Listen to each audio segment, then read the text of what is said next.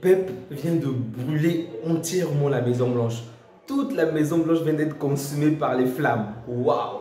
Tu sens que le mec était vénère par rapport à l'année dernière.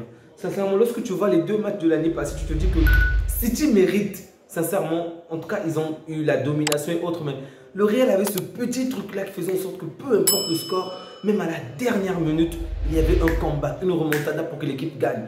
Et ça s'est passé ainsi pendant, je vais dire, tous les matchs, huitième, quart de finale, demi-finale et finale. Sauf la finale où ils ont marqué et le match est terminé. Mais sans blague, ils avaient ce petit truc-là pour toujours dépasser, surpasser les attentes et marquer.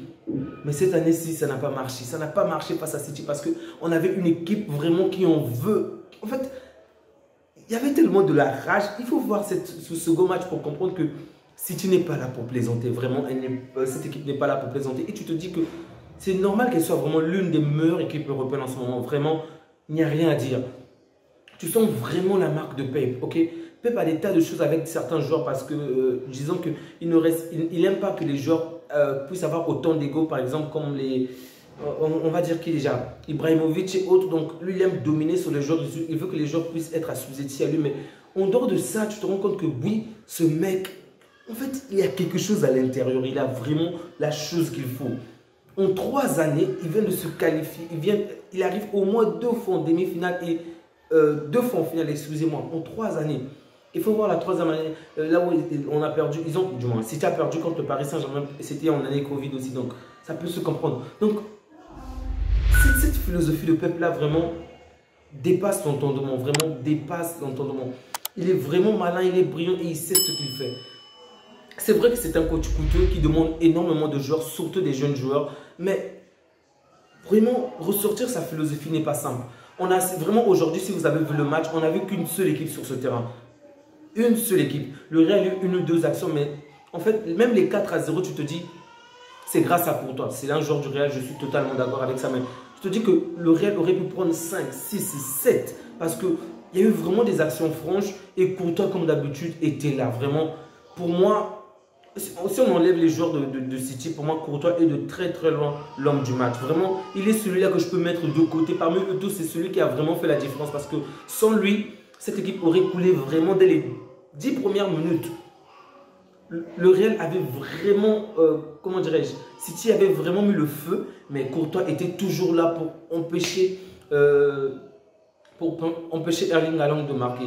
Un autre joueur que je n'ai pas trouvé très brillant aujourd'hui. Déjà, je tiens à préciser que on se rend bien compte que les joueurs d'attaque, donc on va dire les 9 ou les attaquants, les principaux attaquants n'entrent pas vraiment dans le cadre qu'il faut par rapport au tiki-taka. Ça se voit avec Xavi, avec, il s'appelle comment déjà, Lewandowski ou encore avec Erling Haaland. Le tiki-taka marche très bien, mais avec les joueurs en pointe, on a vraiment du mal à s'en servir. Et j'espère que Xavi et Pep vont trouver la méthode qu'il faut parce que vraiment, tu sens que Erling a de la volonté pour attaquer, pour presser, mais c'est quand même lassant de le voir ne pas toucher la balle pendant aussi longtemps. Et lorsqu'il le touche, face à un gardien de seconde zone, ok, aujourd'hui il pouvait marquer au moins 2 buts, mais un gardien comme Courtois, ben, il n'a pas vraiment été décisif. Et lorsque à sa place, tu fais rentrer un Alvarez qui joue 3 minutes, qui marque encore, ça fait mal. Bon, il n'a pas énormément de gauche, je peux le dire ainsi, hein, ou du moins il ne le laisse pas paraître parce qu'on l'a quand même vu très heureux à la fin du match, mais sinon ça doit quand même faire mal, vraiment. Parce que tu te rends compte que lorsque tu vois le championnat anglais, Alvarez ne joue pas autant de temps que Erling Haaland, mais généralement lorsqu'il rentre, soit il marque, il fait la passe décisive. C'est vrai que Haaland marque beaucoup de buts, bon, parce qu'il a énormément de temps de jeu, parce qu'on le sert énormément, mais Alvarez généralement il crée où il va, du moins se projeter. C'est vrai que lui aussi il bénéficie des passes comme aujourd'hui avec la passe de Foden, mais disons qu'il a cette petite touche créative. Pour l'instant, on va dire que Haaland n'a pas assez développé. Et lorsque tu vois ce genre de choses, ça peut être frustrant parce que tu joues pratiquement 88 minutes, 89 minutes. Tu ne parviens pas vraiment à marquer. Tu tombes tout le temps face au même gardien qui arrive à arrêter tes frappes. Mais l'autre gars qui entre à ta place pour les 3 dernières minutes, la première action, il marque. Vous comprenez ce que je veux dire? Donc, ça doit être quand même assez frustrant pour Haaland personnellement. En tout cas, j'espère qu'il va passer outre et qu'il va davantage s'améliorer. Vraiment bravo à Alvarez, il ne cesse de m'étonner. Et là, je te dis que Guardiola est juste... Il est différent en fait. Il te fait rentrer 2 ou 3 joueurs en fin de match et ces joueurs sont décisifs. Passe de Foden, but de Alvarez.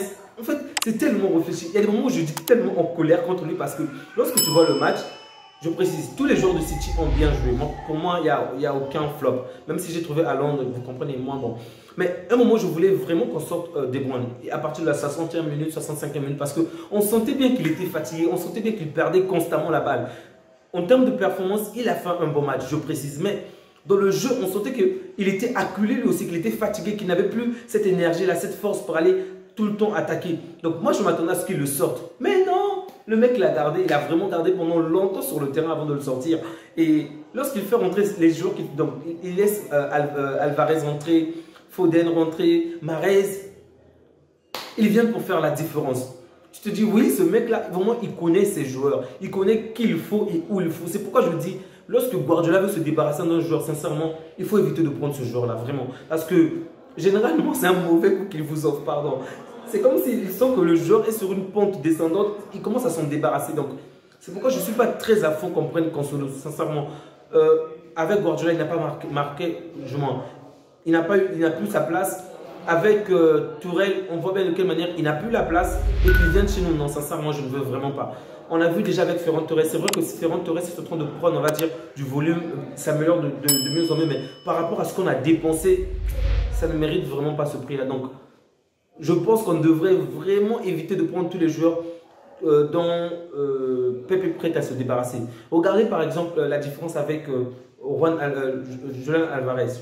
Juan ou Juan, bon bref, c'est espagnol ou portugais, je ne sais pas comment ça se prononce, mais avec Alvarez, le mec, je crois pendant la période hivernale, il faisait déjà des demandes, des appels de pied au niveau du Barcelone parce qu'il veut jouer à Barcelone, il veut avoir plus de temps de jeu, c'est pourquoi il souhaitait qu'on puisse le prêter ou le vendre, mais le mec ne veut pas le libérer, c'est parce qu'il sait que le petit a du talent. Donc, lorsque Guardiola veut se débarrasser d'un joueur, il faut vraiment se méfier de ce joueur-là, sincèrement.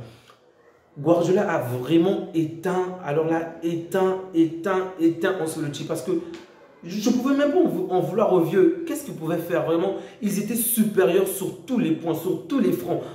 J'avais l'impression de voir vraiment le match de l'Argentine contre la France, avant que Kylian Mbappé ne marque bien évidemment. En fait, ils ont vraiment bien fait du pressing, ils récupéraient la balle, ils remontaient. Tout le temps, ils étaient dans la surface du Real de Madrid. En seconde période, le Real de Madrid a un tout petit peu soufflé, ok, pendant les 10 ou 15 premières minutes. Mais là encore, on les a éteints, vraiment éteints. Waouh!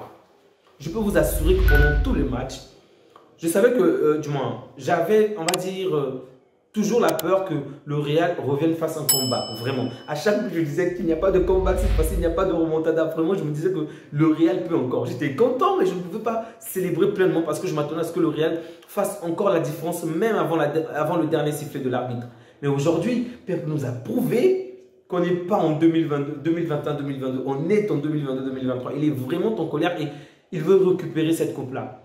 Toutefois, je dois rester sceptique parce que le jeu de Pep est bien, sincèrement, mais face aux Italiens, ça sera chaud. Je vous disais précédemment en disant que l'équipe qui va gagner ce match-là, donc, on va dire cette petite finale-là, va certainement remporter la grande finale, mais cette finale-là, je ne sais pas. Vraiment, j'ai l'impression, je ne sais pas pourquoi, mais j'ai l'impression que Pep risque de perdre face aux Italiens. En tout cas, je lui souhaite tout le meilleur, vraiment. Je soutiendrai toujours les Catalans, bien évidemment, mais il y a pas mal de joueurs au sein de City que j'aime bien. Donc, je souhaite évidemment que City puisse remporter cette Ligue des Champions. Mais il y a quelque chose en moi qui sent que ça sera vraiment chaud. En tout cas, j'espère que City va l'emporter.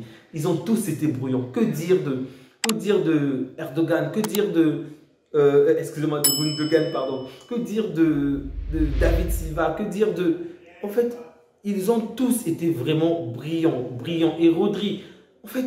Tu te rends compte que ça, c'est une équipe cohérente, que ce soit à travers le jeu, à travers le pressing, à travers le replacement. Tu sens qu'il y a vraiment des lignes directives et qu'ils doivent obéir à cela. Et même les joueurs, il fallait voir lorsqu'ils étaient en train de s'échauffer pour jouer. Tu sens que les mecs s'échauffent depuis le début du match, mais ils regardent principalement le match. Ils ne s'échauffent pas réellement parce qu'ils savent qu'avec Guardiola, tu ne vas jamais rentrer avant au moins 1 heure de jeu. Du coup, ils passaient la majeure partie de leur temps à regarder le match au lieu de s'échauffer. Tandis que de l'autre côté, les joueurs du Real de Madrid s'échauffaient vraiment pour entrer. Guardiola m'épate, vraiment. Ce mec-là, je l'aime tellement, je vous assure. En tant que coach, bien évidemment, c'est un gars tellement brillant. En tant que personne, bon, il n'y a pas toujours de bons témoignages le concernant, mais en tant que tacticien, Il est épatant, il est vraiment épatant. C'est pourquoi moi je voulais un gars comme ça au sein du Paris Saint-Germain afin qu'il mette vraiment de l'ordre, afin que les choses soient vraiment carrées, vraiment carrées. Mais il faudra aussi que les présidents, les dirigeants puissent lui laisser la place qu'il faut parce que lui il a de l'ego. Donc avec d'autres personnes qui ont énormément d'ego, ça risque de ne pas vraiment marcher et il ne peut pas travailler librement. Maintenant, déjà, qu'est-ce qu'il faut s'attendre par rapport à la suite? Déjà, Guardiola a une semaine vraiment serrée, ok? Le dimanche, il a joué contre Wolverhampton, je pense, ou je ne sais plus trop. En tout cas, il a joué contre Southampton, je pense. Bref, je me suis en train de mélanger. Il a joué un match assez important et du coup, la majeure partie de ces joueurs-là n'ont pas joué. Du coup, pour les laisser jouer aujourd'hui, ok, ils ont remporté le match. Mais le dimanche, ils ont une finale très importante contre, du moins un match très important contre Chelsea. Donc, ils doivent gagner le match contre Chelsea pour pouvoir remporter le championnat. Donc, s'ils remportent donc, ce match-là, on dit que bon, il est fort probable qu'il remporte la finale, d'accord, de la Ligue des Champions. Donc, si jamais il venait à remporter la finale de la Ligue des Champions, le match de ce dimanche donc pour remporter le championnat et la finale de, ça s'appelle comment déjà, FA Cup, je pense, contre l'United, 3 trophées en une saison, c'est brillant.